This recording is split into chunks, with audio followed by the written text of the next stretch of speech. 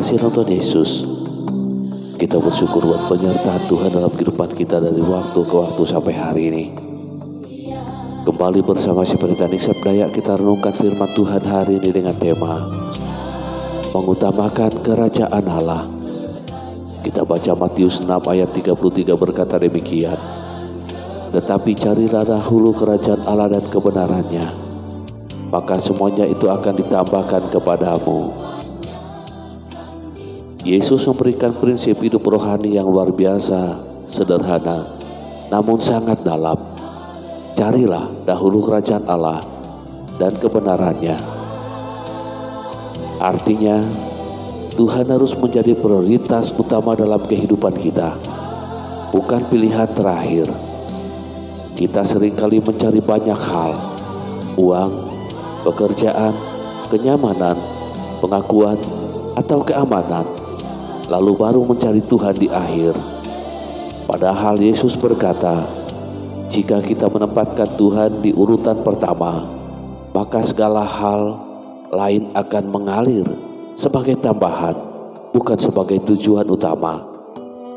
Mengutamakan kerajaan Allah berarti hidup dalam ketaatan kepada firman Tuhan, menjadikan pelayanan dan kasih kepada sesama sebagai panggilan hidup, mempercayakan seluruh kebutuhan hidup kepada pemeliharaan Tuhan. Orang yang mencari kerajaan Allah tidak hidup dengan kekhawatiran, karena tahu bahwa Bapa di surga tahu apa yang kita perlukan, bahkan sebelum kita memintanya. Sebuah kisah nyata dari seorang bernama Pak Daniel yang memiliki usaha percetakan di sebuah kota kecil di Jawa. Awalnya bisnisnya berkembang pesat, namun karena persaingan ketat dan biaya naik, ia mulai kehilangan pelanggan. Dalam keputusasaan, ia hampir menutup usahanya. Suatu malam ia membaca ayat ini, carilah dahulu kerajaan Allah dan kebenarannya, maka semuanya itu akan ditambahkan kepadamu. Ayat itu berbicara langsung kepadanya. Ia sadar bahwa selama ini ia terlalu sibuk dengan bisnis, sampai tidak punya waktu untuk Tuhan dan keluarganya.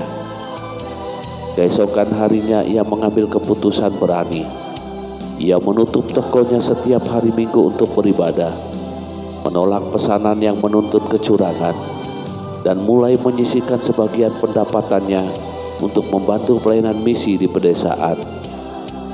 Beberapa bulan kemudian, secara tidak terduga, seorang pelanggan besar datang dan menawarkan kontrakan jangka panjang. Bisnisnya bangkit kembali, bahkan lebih stabil dari sebelumnya. Pak Daniel berkata dalam kesaksiannya, saya dulu pikir kalau saya cari uang dulu baru bisa melayani Tuhan.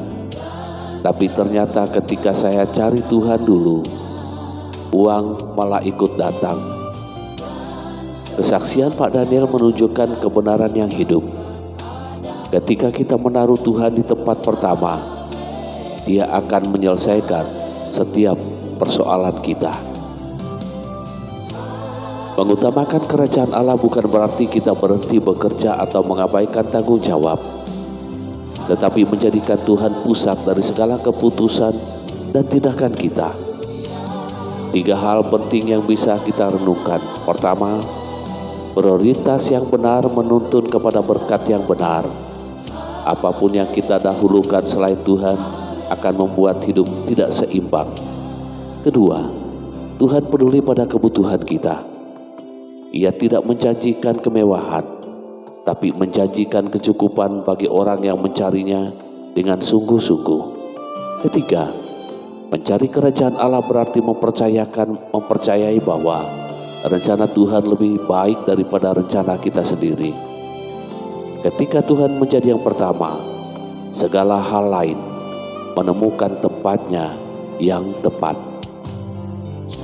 Mari kita berdoa.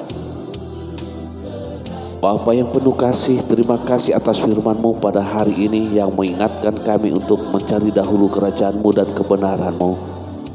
Ampunilah kami Tuhan bila selama ini kami terlalu sibuk mengejar hal-hal dunia, hingga Engkau tidak lagi menjadi yang utama dalam kehidupan kami. Tuhan, kami mau menata kembali hati dan prioritas kami. Ajarlah kami untuk menempatkan Engkau di atas pekerjaan kami, di atas kepentingan pribadi, bahkan di atas rencana masa depan kami. Kami percaya bahwa Engkau menjadi yang pertama. Engkau akan menambahkan segala sesuatu sesuai dengan kasih dan hikmat-Mu bagi kami. Tolong kami agar tetap setia mencari Engkau setiap hari, melayani dengan tulus, dan hidup dalam kebenaran yang menyenangkan hati-Mu. Terima kasih Bapa. Kiranya Engkau juga memberkati pelayanan hari ini di tempat kami masing-masing. Semua yang terlibat dalam pelayanan Engkau lengkapi, Engkau rapi pakai dengan kuasa-Mu. Semua jemaat dan keluarga yang hadir untuk beribadah Tuhan juga lawat Kau jamah. Yang sakit Engkau sembuhkan, yang mengalami berbagai macam persoalan Engkau berikan pengharapan dan jalan keluar.